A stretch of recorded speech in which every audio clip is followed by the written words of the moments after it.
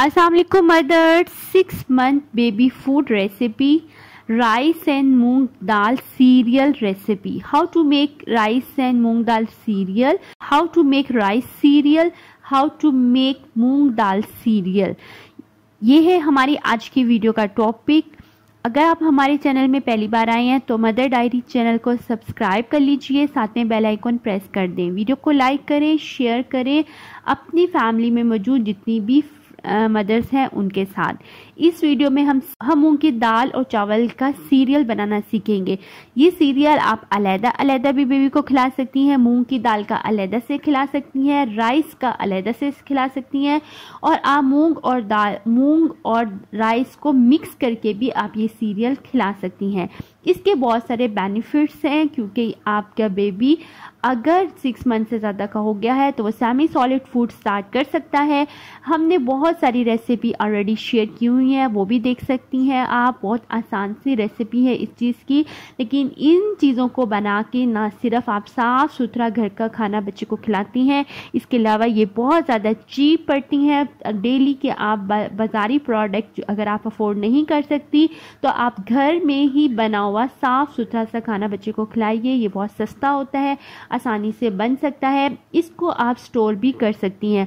हमने यहाँ पे 2 स्पून लिए हैं, लेकिन आप ज़्यादा लेके एक ही दफ़ा में आप इसे अच्छी तरीके से बना के 15 डेज़ के लिए आप एयर टाइट जार में रख के इसको स्टोर भी कर सकती हैं, ताकि आपको जैसे ही ज़रूरत पड़े तो आप उसे खिला दीजिए। इसके अलावा रात को सोने से वक्त पहले अगर आपका बेबी रोता है तो आप इसको शाम के टाइम यानी कि डिनर के टाइम जब सोने से पहले भी आप इसे खिलाएं, ताकि आपका बेबी रात को आराम से सो सके। अगर आपका बेबी अभी छोटा है, 6 मंथ का है, तो आप इसको बिल्कुल थोड़ा सा पतला पतला सा भी बना सकती हैं। और अगर आपका बेबी जैसे जैसे बड़ा होता है, 7-8 मंथ का है, तो आप इसको क्वांटिटी ज़्यादा कर सकती हैं और इसको ज़्यादा थिक फॉर्म में भी आप बच्चे को खिला सकती हैं। तो कैसे बनाना है ये हम स्टार्ट करते हैं। चाहिए 2 स्पून राइस, यानी कि 2 चम्मच आप लोगों ने चावलों के ले लेने हैं। ये एक मैंने ऐड कर दिया, अब मैं दूसरा ऐड करूँगी। ये देखें, मैं दूसरा ऐड कर दूँगी। और फिर इसके बाद हम लोगों ने मूंग दाल लेनी है, ठीक है। मूंग दाल भी हम लोग 2 स्पून ही लेंगे, ठीक है। ये देखें, ये 1 स्पून, और फिर इसमें हम लोग 2 स्पून भी ऐड कर देंगे। इसको फिर आप लोगों ने आधा घंटा भिगोकर अच्छे तरीके से रखना है, यानी कि पानी डाल के आधा घंटे के लिए आप इसको भिगोकर रख देंगे, ताकि ये अच्छे तरीके से नरम हो जाए। फिर आप लोगों ने इसको दाल और चावलों को अच्छे तरीके से जो है वॉश कर लेना है। वॉश करने के लिए इसमें 2 दफ़ा पानी डालेंगे दोनों में, और फिर 1 से 2 दफ़ा निकाल देंगे। ये देखिए, मैं अच्छे तरीके से धो चुकी हूँ। और धोने के बाद अब हम लोगों ने इसको जो है वो किसी कपड़े में सुखा देना है। इसको किसी कपड़े के ऊपर सुखा देंगे। ये देखिए, जैसे कि पहले दाल को मैंने अच्छे तरीके से फैला दिया है, और ये आप लोगों ने ख्याल रखना है कि ये रूम टेम्परेचर में हो, और ये बाहर नहीं फैलाना सहन में, ताकि आपको कोई भी परिंदा आके इसको ख़राब ना कर दे। आप लोग रूम टेम्परेचर में इसको फैला के लिए रख देना है। और फिर आप लोग देखेंगे कि अच्छे तरीके से अगर खुश्क हो गया है तो आप लोग इसको भून लेंगे। आप ये देखिए, ये दाल को हमने अलग कर लिया है। अब पहले हम लोग दाल को अच्छे तरीके से भूनेंगे, ठीक है। 5 से 10 मिनट भून लें मीडियम आंच पे, ठीक है। ये ना हो कि जल जाए। आप लोगों ने फिर भी ये चेक कर लेना है, अगर दाल के अंदर थोड़ी सी भी नमी है, हाथ से चेक कर लें, तो फिर मज़ीद भून लें। अगर नमी नहीं है तो फिर इसको आप लोग, ये आपके लिए रेडी है, तो फिर हम इसको ग्राइंड कर लेंगे। अब ये देखिए, अच्छे तरीके से दाल को हम लोगों ने ये जो है भून लिया है। अब हम इसको निकाल लेंगे।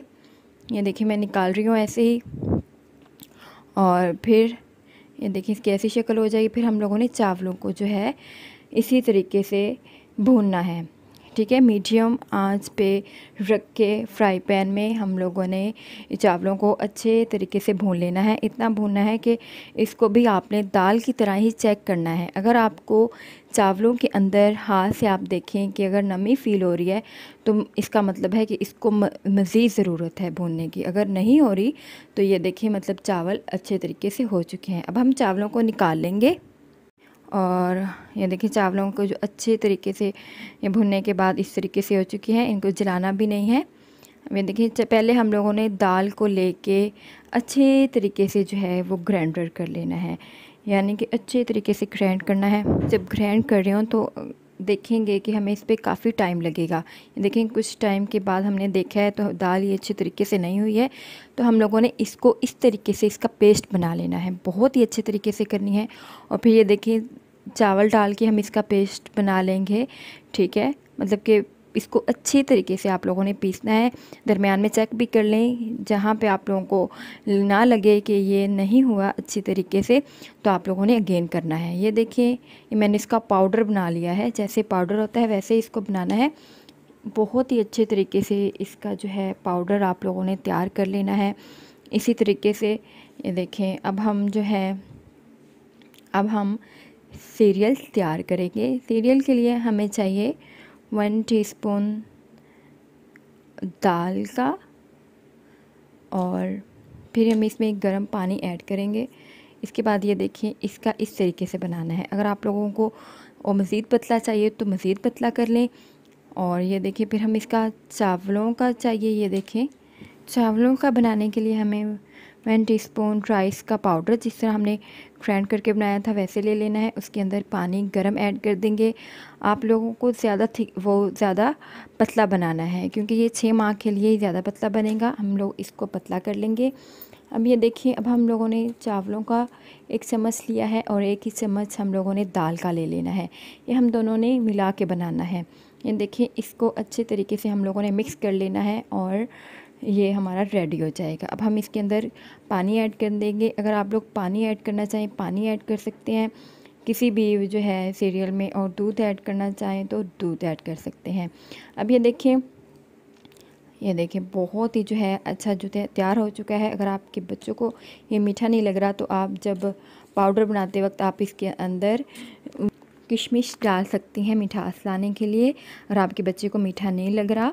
ये थी हमारी आज की वीडियो। यकीनन आपको पसंद आई होगी। कमेंट्स में ज़रूर बताएं कि आप अपने बच्चे को क्या खिलाती हैं।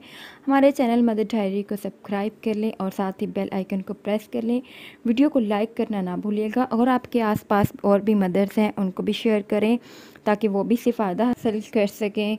और हमें दुआओं में याद रखिएगा और कमेंट करना ना भूलिएगा। अल्लाह हाफिज़।